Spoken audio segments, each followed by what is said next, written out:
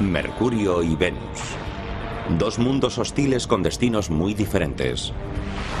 Uno está vivo, repleto de peligrosas fuerzas de la naturaleza. El otro es un cadáver planetario, labrado por millones de impactos a gran velocidad. Ambos nos demuestran la peor cara de los planetas en los que algo salió mal. Mercurio y Venus, los planetas interiores.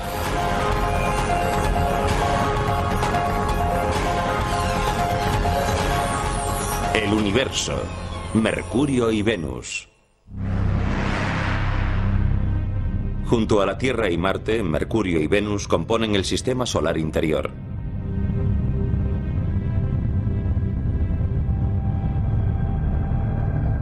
Júpiter, Saturno, Urano y Neptuno, los planetas gaseosos más alejados del Sol, son los planetas exteriores del sistema solar.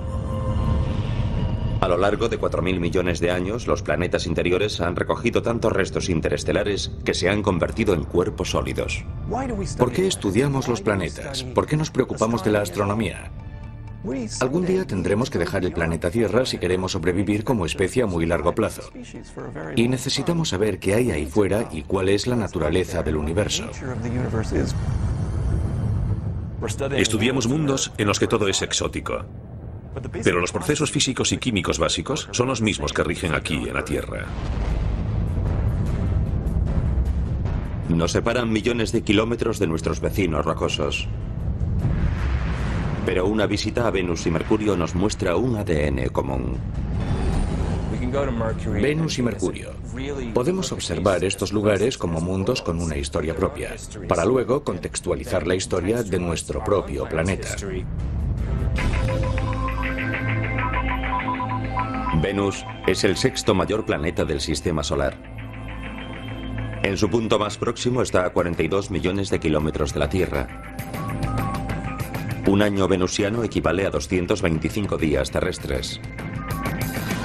Y si usted pesa 67 kilos en la Tierra, pesaría 61 en Venus.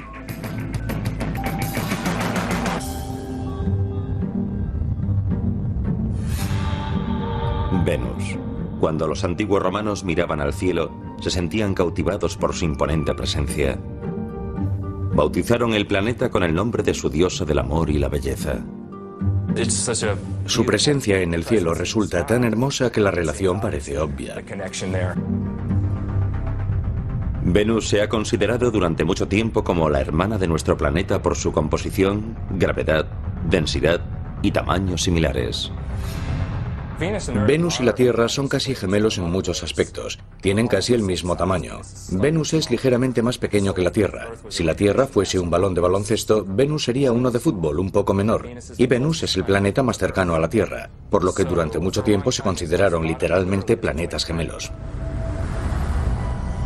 Durante siglos, los científicos pensaron que su gemelo, al igual que la Tierra, era un planeta cubierto de océanos profundos, fértiles bosques pluviales y con un clima que permitiría albergar vida inteligente. Antes de la era espacial se pensaba que Venus sería muy parecido a la Tierra, pero cuando llegamos allí y comenzamos a explorarlo, descubrimos que las condiciones eran muy diferentes. Resultó que Venus no era tanto una hermana exótica de la Tierra como una gemela malvada. Son dos planetas muy similares en cuanto a las propiedades de su masa que evolucionaron hasta estados muy diferentes, y eso representa un problema interesante en la comprensión de la evolución planetaria. Es una especie de experimento controlado, dos planetas similares, una evolución de 4.000 millones de años. ¿Y por qué son tan diferentes? Primero, algunas diferencias básicas. Venus ha sufrido numerosos impactos de meteoros. Uno de ellos tan intenso que algunos científicos creen que podría haber invertido la rotación del planeta. La rotación de Venus es muy lenta. Tiene lo que llamamos una rotación retrógrada. Rota en sentido contrario a todos los demás planetas. Debido a su rotación retrógrada, el Sol sale por el oeste y se pone por el este. Y los días de Venus son largos. Entre un amanecer y el siguiente transcurren unos 8 meses terrestres. Pero su órbita y sus días no son lo que hacen de Venus un planeta inhabitable. En parte, es su terrible clima. Con una temperatura de 480 grados centígrados en la superficie, Venus es el planeta más caliente del sistema solar. Una visita a Venus terminaría antes de empezar. Tardarían unos segundos. Quizás solo un segundo en morir abrasados. A un astronauta sentado en Venus sin un traje espacial se le tostaría la piel, se cocería como un pavo en un horno, pero mucho más deprisa. El terrible calor lo causa un proceso llamado efecto invernadero, el mismo que mantiene la Tierra con un clima controlado y rebosante de vida. Pero un examen más atento de Venus nos indica que este rasgo común puede ser un ciclo vital y un ciclo mortal.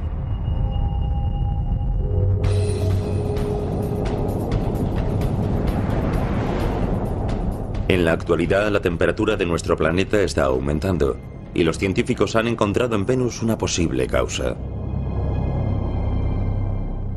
El calentamiento global es el resultado de los gases de efecto invernadero que aumentan más y más, y por eso cada vez hace más y más calor. Y cuando observamos Venus nos dijimos, vaya, ahí ya está sucediendo. En los años 90, después del lanzamiento de la nave Magallanes, los vigilantes planetarios comenzaron a observar Venus para ver lo mal que podían llegar a ponerse las cosas aquí en la Tierra. La exploración del espacio nos ha dicho muchas cosas sobre la Tierra y el medio ambiente. Y de hecho el efecto invernadero del que todo el mundo habla ahora a causa del calentamiento global fue descubierto en Venus. Lo que descubrieron sobre Venus arrojó nueva luz sobre lo delicado que es el efecto invernadero de la Tierra. Venus no siempre fue así de caliente. Creemos que en el principio de su historia era más parecido a la Tierra en su superficie y perdió sus océanos debido a lo que llamamos un efecto invernadero desbocado. Así que Venus es un ejemplo de que en un planeta puede producirse un cambio global en el peor de los casos posibles. No tendríamos que convertirnos en Venus para encontrarnos con problemas. Bastaría con un leve movimiento en esa dirección. El valor de este estudio es que nos permite probar nuestros modelos climáticos. Por medio de los modelos generales de circulación por ordenador, los científicos pudieron calcular el incremento de la temperatura en la Tierra basándose en la cantidad de gases de efecto invernadero en Venus. Pero, ¿cómo funciona en Venus el efecto invernadero que hace que sea tan caliente? Esto es Biosfera 2. Situado cerca de las montañas Santa Catalina en Arizona, fue construido por un grupo de investigadores para profundizar en la idea de colonizar otros planetas. Es el mayor invernadero de la Tierra. Biosfera es el ejemplo perfecto de un invernadero, con paneles de vidrio que dejan entrar el sol y contiene un aire muy caliente. Los rayos solares que atraviesan los paneles de vidrio elevan la temperatura del interior. El aire se calienta y no puede ascender verticalmente hacia la atmósfera por culpa de las paredes. Las ventanas atrapan el calor, calientan el edificio y proporcionan a plantas y árboles un clima habitable. En Venus, los gases de efecto invernadero no atrapan el calor del Sol, pero ralentizan en gran medida la velocidad a la que puede escapar. En cualquier planeta, el efecto invernadero consiste en el aumento de la temperatura de la superficie debido a que los gases de la atmósfera atrapan el calor al tiempo que dejan pasar la luz solar. Estos mismos gases invernadero que en Venus serían fatales para nosotros, son esenciales para la vida en la Tierra. Sin el efecto invernadero, la temperatura media estaría muy por debajo del punto de congelación. Los océanos estarían casi completamente helados y quizás no habría vida en la Tierra.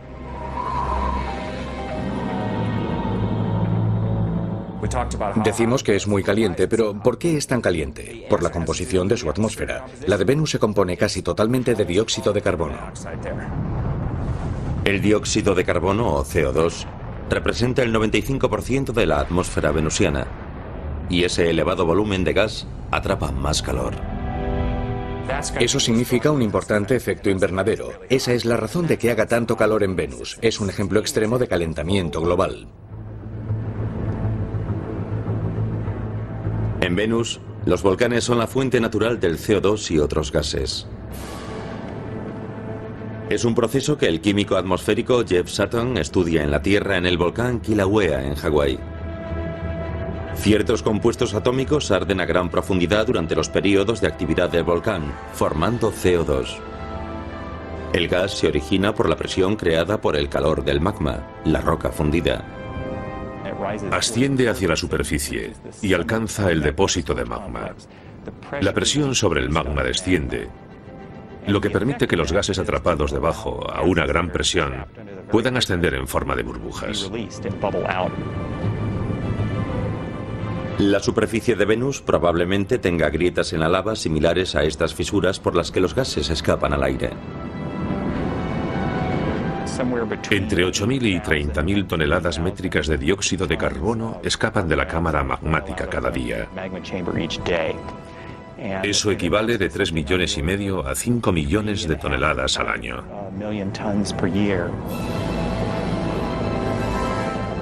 Y eso solo un volcán de la Tierra. Venus tiene más volcanes activos, y eso significa más gases calentando la atmósfera. Y todo ese CO2 se acumula en la atmósfera de Venus, con lo cual se calienta más.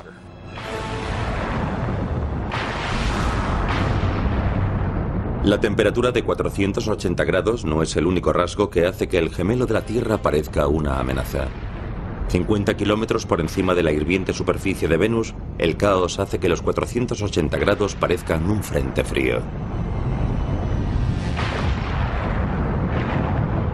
Un caos eléctrico que en una fracción de segundo puede alcanzar los 28.000 grados. Cada chispa de luz desprende 100 millones de voltios de electricidad. Los relámpagos ocurren tanto en la Tierra como en Venus, cuando las cargas eléctricas almacenan energía hasta que desprenden una chispa.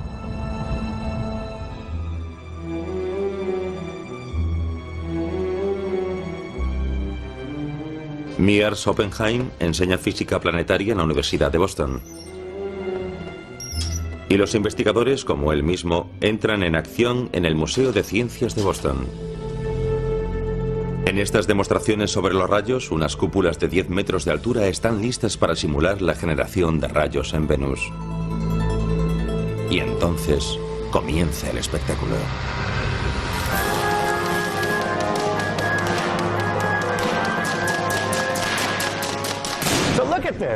Vean esto. Estamos generando tantos millones de voltios en estas cúpulas que el voltaje tiene que escapar, y lo hace desgarrando las moléculas del aire.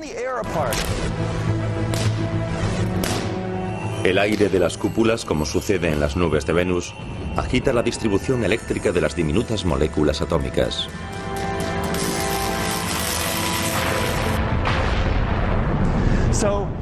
Las moléculas divididas producen luz al reagruparse.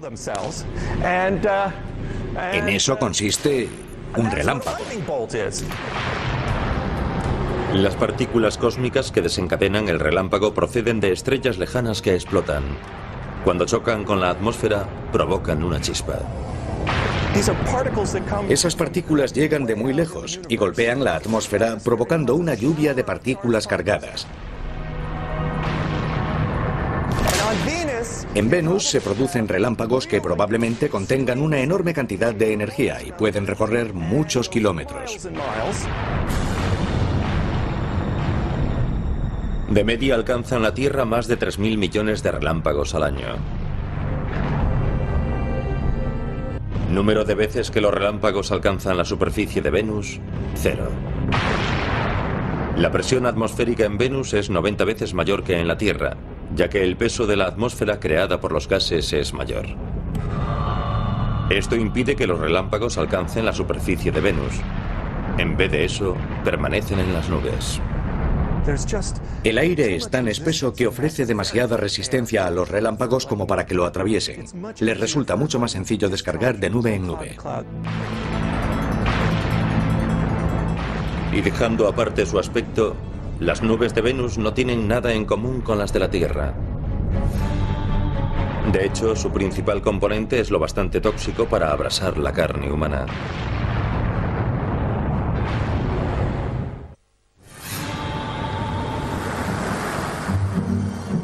Desde la Tierra se puede ver a Venus titilar como si fuese una estrella matutina y vespertina. No es precisamente un planeta esquivo, y el hecho de que brille tanto en el cielo no se debe solo a que es el planeta más cercano a nosotros, sino a que está totalmente cubierto por esas nubes brillantes y reflectantes. El 80% de la luz solar rebota en las nubes que cubren el planeta. Pero incluso las nubes de Venus, nuestro supuesto planeta gemelo, muestran su naturaleza maligna. Sabemos que las nubes de Venus están formadas de ácido sulfúrico, de ácido de batería, por así decirlo. Y ese ácido sulfúrico se forma a partir del dióxido de azufre que procede de los volcanes de la superficie. Al igual que sucede con el CO2 del efecto invernadero, la presión del gas empuja el dióxido de azufre a la superficie a través de las fisuras volcánicas. Se trata del mismo gas que el químico Jeff Sutton estudia en el volcán Kilauea, en Hawái. El dióxido de azufre es un gas nocivo y tóxico. Llevamos máscaras antigas para proteger nuestros pulmones y vías respiratorias. El dióxido de azufre se combina con la humedad del interior de la nariz y la garganta y forma ácido sulfúrico. El ácido sulfúrico no es nada agradable. A nadie le gustaría que le echasen encima ácido de batería. Hay que tener cuidado. Básicamente es el mismo compuesto, así que no sería agradable tocar las nubes de Venus. Si el viajero consiguiese sobrevivir a las nubes ácidas de Venus, los relámpagos, el aire tóxico y el calor, ¿qué aspecto tendría la superficie de Venus?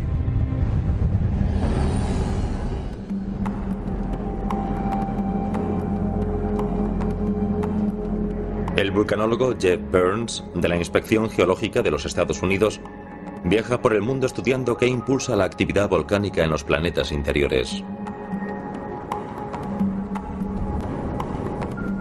Cuando Burns se imagina la superficie de Venus, piensa en la tierra baldía oscura y sobrecogedora de los campos de lava de Kilauea, en la gran isla de Hawái.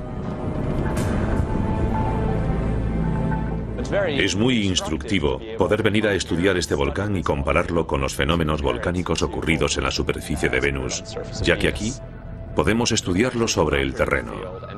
Incluso podemos tomar muestras y examinarlas minuciosamente. Los geólogos creen que el número de volcanes de Venus supera con mucho los aproximadamente 1500 que hay en la Tierra. En Venus las estimaciones van desde 100.000 a más de 1 millón de formaciones volcánicas. Con tal cantidad de volcanes, la roca de lava cubriría el 70% de la superficie de Venus, al igual que cubre la mayor parte de Kilauea. El suelo se solidifica cuando la lava se enfría y se convierte en roca.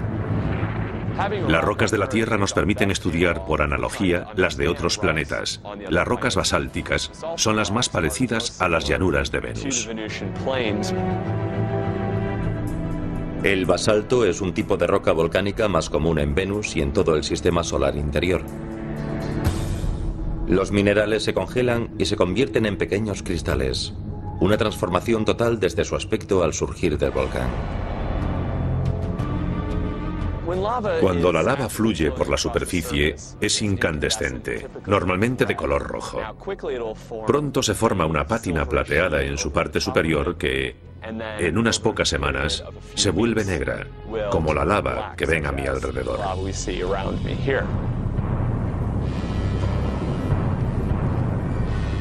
Con 8 kilómetros de altura, el Mad Mons es el volcán más grande de Venus. Y su actividad ha dejado un enorme rastro de lava, igual que lo hizo el Kilauea. Aquí pueden ver la estructura. Se forman diques en los lados y además las estructuras internas. Probablemente los grandes canales de la superficie de Venus se formaron de un modo similar, aunque a una escala mucho mayor. Tanto como para crear canales que parecen interminables en todo el paisaje de Venus. Tanto a lo largo como a lo ancho, los canales son mucho más largos en Venus que en Hawái debido a las condiciones ambientales del planeta. La densa atmósfera y las altas temperaturas hacen que el magma tarde más en convertirse en roca sólida. La escasez de viento y la falta de lluvia hacen que el magma no se enfríe, por lo que la lava de una erupción puede recorrer la superficie durante meses antes de endurecerse.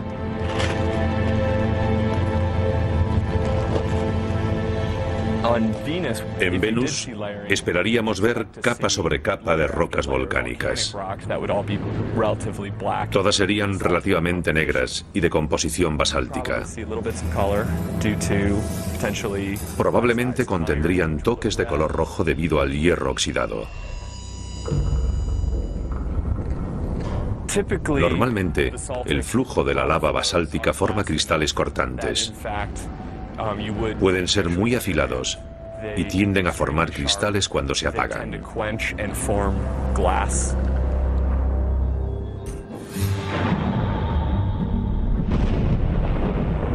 Y todavía falta el cielo. La densa capa de nubes venusianas dispersa la mayor parte de la luz directa del Sol. Durante el día, la superficie de Venus sería mucho más oscura que la de la Tierra. Además, la luz se dispersa mucho más y habría menos sombras.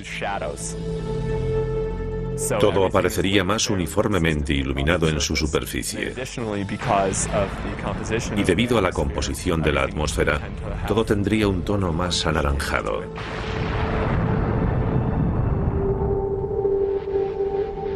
Además de los cañones, las montañas escarpadas recortan el cielo de Venus. El pico más alto del planeta se encuentra en los montes Maxwell. El Maxwell mide unos 10.850 metros de alto. Es bastante más alto que el Everest o cualquier otra montaña de la Tierra. El Everest mide unos 8.800 metros, así que es mayor que cualquiera de la Tierra.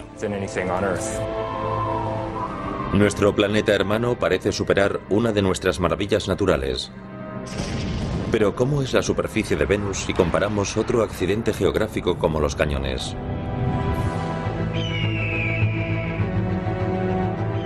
El Gran Cañón, un abismo erosionado por el río Colorado durante más de 250 millones de años. Cuando la meseta de Colorado se elevó hace millones de años, proporcionó al agua más energía para abrirse paso a través del cañón y erosionar las rocas. Los enormes cañones de Venus también fueron formados por la erosión, pero no la de un río. Los sistemas volcánicos pueden erosionar cañones si su flujo es muy fluido. Los materiales muy viscosos no erosionan tanto como el agua. El Gran Cañón no es más que una parte del sistema del río Colorado, pero incluso considerando su sistema como un todo, ni siquiera se acerca a la longitud de los canales más largos de Venus. Si los antiguos romanos hubiesen sabido de los volcanes, las nubes ácidas, los relámpagos, el aire tóxico y el calor hirviente, quizás no hubiesen bautizado a nuestro malvado planeta gemelo con el nombre de su diosa de la belleza y el amor. Resulta irónico porque, evidentemente, los griegos y los romanos no sabían nada de las condiciones de Venus. Y ahora que lo estamos explorando un par de miles de años más tarde, descubrimos que no es realmente de nuestro agrado.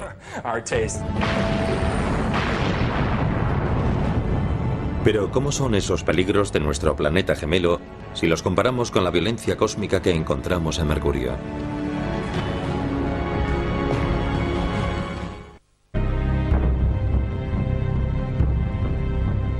A 77 millones de kilómetros de la Tierra, las colinas cubiertas de polvo y las desiertas llanuras de Mercurio se extienden hasta donde alcanza la vista. Es un lugar sin color. Carece de los colores que encontramos en Marte, la Tierra o incluso en Venus.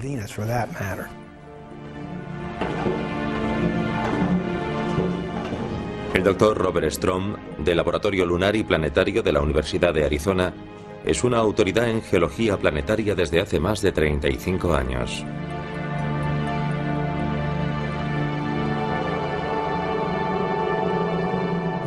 Mercurio es el planeta más interior y es bastante diferente a cualquier otro del sistema solar. Mercurio, a 58 millones de kilómetros, es el planeta más cercano al Sol. Es un planeta sin lunas conocidas. Mercurio no tiene atmósfera y puede verse a simple vista desde la Tierra durante las horas del crepúsculo.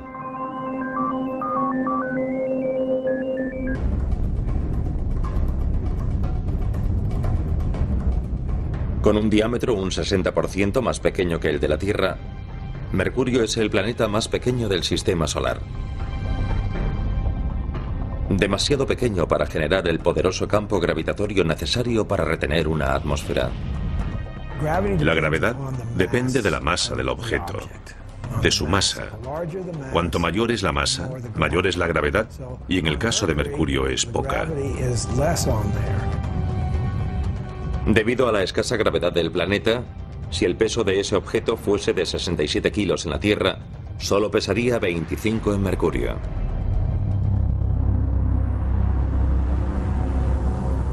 El tamaño de un planeta sí importa cuando hablamos del calor interno necesario para tener actividad geológica. Las corrientes de convección que producen la actividad geológica se detienen y en general se paraliza y no hay forma de mantener esa actividad geológica. Eso es lo que le ocurrió a Mercurio hace mucho tiempo, cuando ni tan siquiera tenía 1000 millones de años de vida. Los tiempos en que el intenso pulso del planeta producía volcanes y terremotos hace tiempo que terminaron. ¿Es Mercurio un planeta muerto? ¿Qué quiere decir muerto? ¿Hay actividad en su interior? Probablemente no. Seguramente no hay ninguna actividad. Esencialmente es un planeta muerto y lleva muerto unos 4.000 millones de años. Pese a ser un planeta muerto, Mercurio sigue en movimiento. Bautizado por los antiguos romanos con el nombre del veloz dios mensajero, Mercurio orbita alrededor del Sol en 88 días terrestres. Es el más rápido de los planetas. Pero con respecto al tiempo que tarda en rotar sobre su propio eje, Mercurio resulta ser el planeta más lento. Tarda unos 180 días terrestres, medio año aproximadamente. La fuerza gravitatoria del Sol crea una fricción de marea que ralentiza la rotación de Mercurio sobre su propio eje. Eso significa que en Mercurio un año es más breve que un día. La lentitud de su rotación provoca en Mercurio un clima bastante peculiar. Durante 6 meses, la cara expuesta al Sol alcanza los 420 grados. En la otra cara, la temperatura cae hasta los 149 grados bajo cero. Tiene mucho tiempo para calentar la cara expuesta al Sol y mucho tiempo para enfriar la otra. Por eso presenta temperaturas tan extremas. A pesar de su proximidad al Sol, podríamos decir que Mercurio es la oveja negra del sistema solar. Su cielo siempre parece una noche estrellada. Su cielo es negro. La razón de que el cielo de la Tierra sea azul se debe a nuestra atmósfera. El nitrógeno dispersa la luz, preferentemente hacia el azul, y por eso el cielo de la Tierra parece azul. Mercurio carece de atmósfera, así que su cielo es negro. Según la leyenda, Mercurio, el dios romano, inventó el deporte del boxeo. Y este planeta ha salido mal parado del cuadrilátero.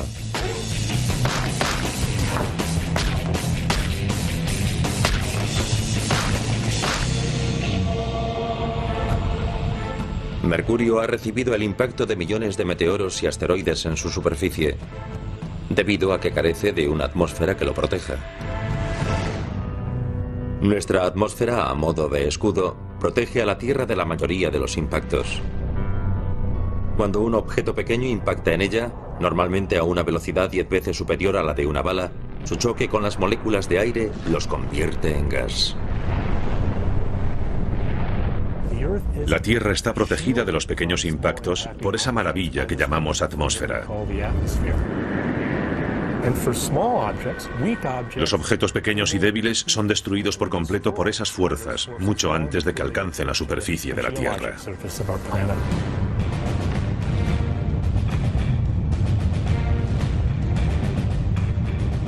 En Mercurio, que carece de atmósfera, los asteroides y meteoros impactan a toda velocidad. Esto ha convertido a Mercurio en el planeta con más cráteres del sistema solar. En Mercurio no se podría dar un paso sin encontrarse con un cráter de impacto.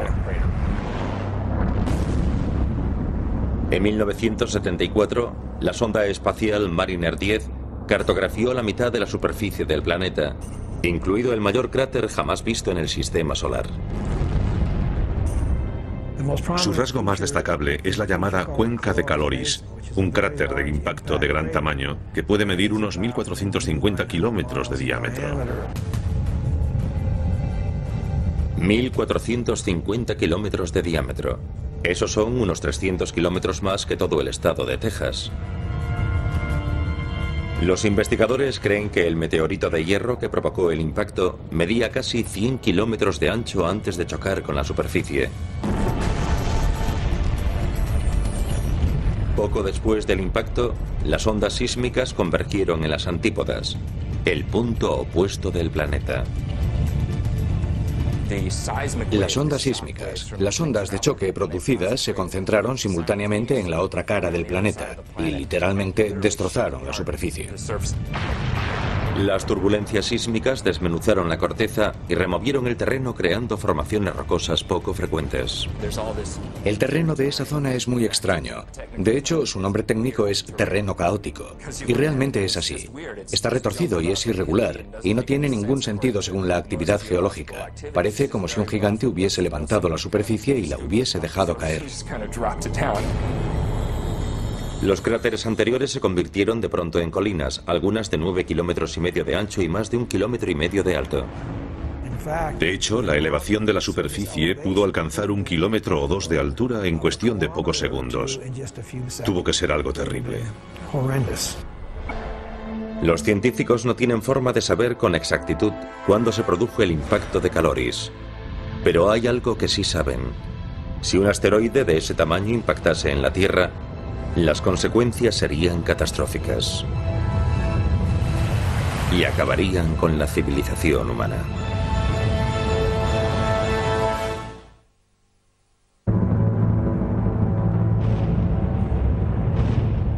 Innumerables impactos de meteoros y asteroides han sembrado Mercurio de cráteres y mellas. Mercurio tiene un aspecto desolador, el de un cadáver planetario. La superficie de la Tierra también puede sufrir este bombardeo.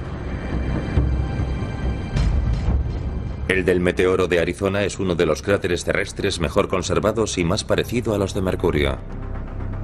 Esta cuenca en el desierto ha permitido a los geólogos comprender mejor lo que ocurre cuando un meteoro impacta en la superficie de Venus.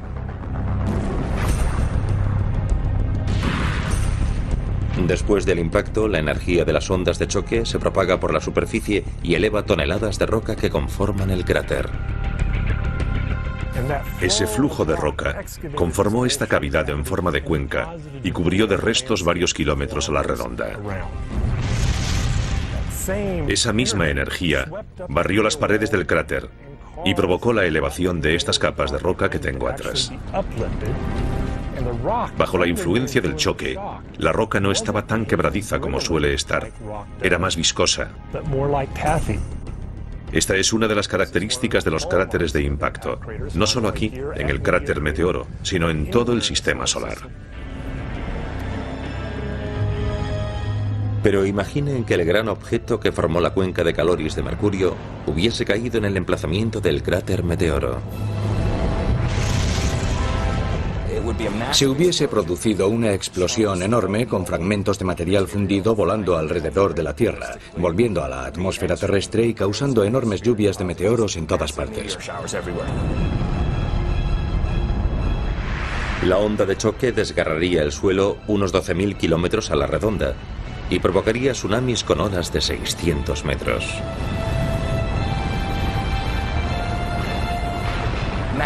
Por toda la Tierra se propagarían tsunamis enormes que inundarían la mayoría de las costas. Aplastaría a Las Vegas, en Nevada. Las ciudades de Salt Lake City, en Utah, San Francisco y Los Ángeles, en California, se desvanecerían en una fracción de segundo. Las ondas de choque se propagarían a través de la Tierra a miles de kilómetros del lugar de un impacto así. Esas ondas sísmicas convergerían en las antípodas del impacto, cerca de la costa de Madagascar, en África, al sur del Océano Índico.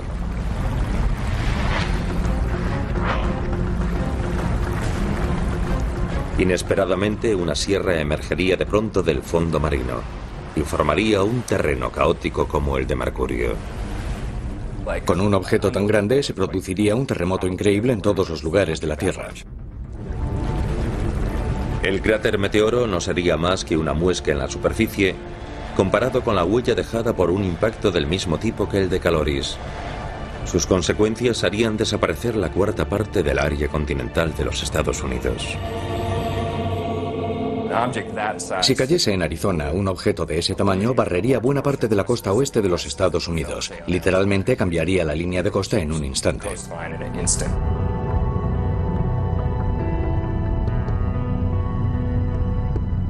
Esos cráteres han convertido a Mercurio en uno de los iconos del sistema solar, y algunas de esas huellas esconden misterios.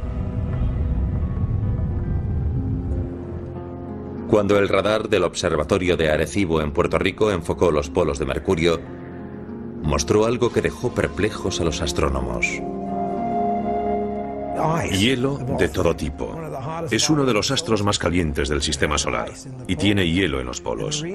Y la razón de que tenga ese hielo se debe a que la superficie de Mercurio está tan alterada que el interior de los cráteres de la región polar se encuentra siempre en sombras. Debido a la posición vertical de Mercurio respecto al plano de su órbita, el fondo de algunos de sus cráteres nunca recibe la luz o el calor del Sol. Pero sin fuentes de agua conocidas en el planeta, surge una pregunta. ¿Cómo llegó allí el hielo? Los científicos creen que el misterioso hielo podría proceder de un cometa.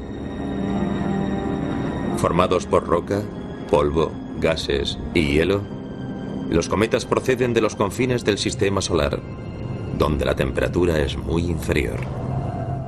¿Podría estar ese hielo en el fondo de cráteres que están permanentemente en sombras o podría ser hielo cubierto por una capa de polvo que lo protegiese de la luz solar? No lo sabemos. Además de las colisiones de estos cometas, existen otros cráteres en Mercurio que no fueron causados por nada que cayese del cielo.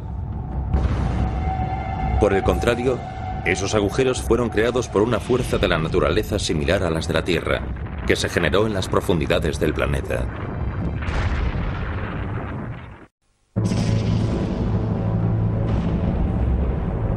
Mercurio.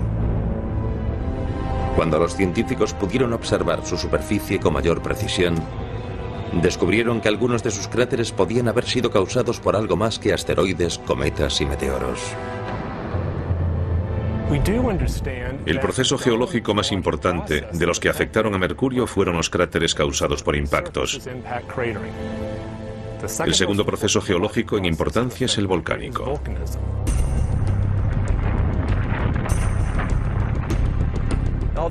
Aunque no hayamos visto pruebas concluyentes de volcanes en Mercurio, creemos que se produjeron erupciones volcánicas en el pasado.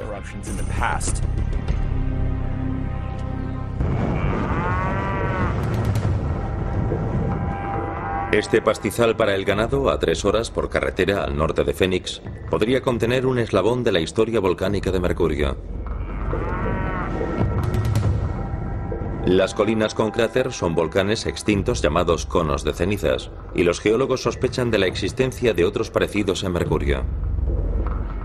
Esto es un cono de ceniza, y como pueden ver detrás de mí, tiene un gran cráter en el centro muy característico. Estos volcanes son distintos de los conos de ceniza de Mercurio. Debido a la menor gravedad de Mercurio, creemos que sus conos de ceniza son mucho más anchos y llanos. Todos los volcanes entran en erupción cuando la presión que ejerce el magma, la roca fundida que contiene, es mayor que la fuerza de la roca que la contiene. La presión aumenta por dos razones: demasiado magma y demasiado gas. Y cuando la presión aumenta en un volcán, suele tener un lugar por el que salir. La lava sale a la superficie y entra en erupción con una explosión. Se produce una zona de apertura y lo que se conoce como una fuente de lava. Si la presión es lo bastante elevada, su fuerza puede disparar lava a más de 30 metros de altura en la Tierra. Pero en Mercurio, con una gravedad tan baja, la fuente podría elevar la lava a una altura de 30 pisos.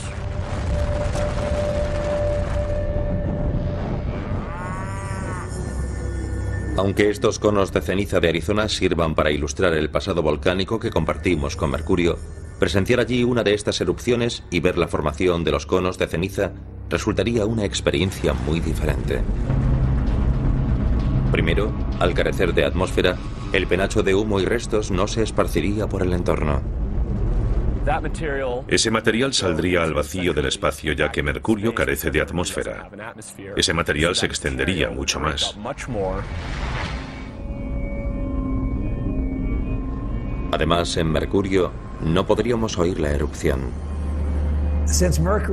Mercurio no tiene atmósfera. El sonido no se transmite. Así que si tocásemos en Mercurio una guitarra, un ukelele o un piano, no oiríamos nada de nada, porque no hay atmósfera que transmita el sonido, por lo que el silencio es total.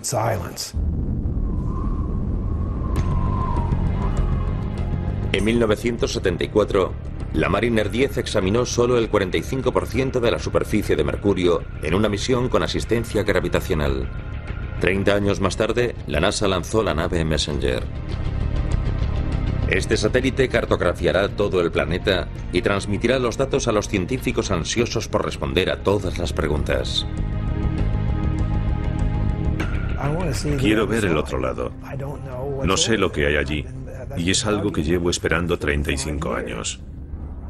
¿Será igual que la cara que conocemos? ¿O será algo muy diferente? Pero aunque ya se están reuniendo fondos para explorar en un futuro este extraño enano del sistema solar, quizá no lleguemos a averiguar lo parecidos o diferentes que somos de él.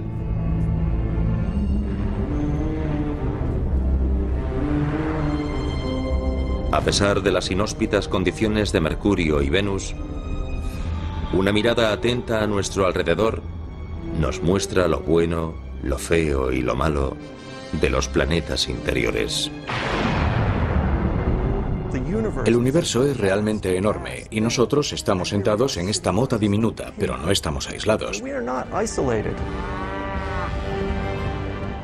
Vemos lo que ocurre en esos otros planetas, esos cambios tremendos y traumáticos que ocurrieron en el pasado y en muy poco tiempo. Ahora podrían suceder en la Tierra.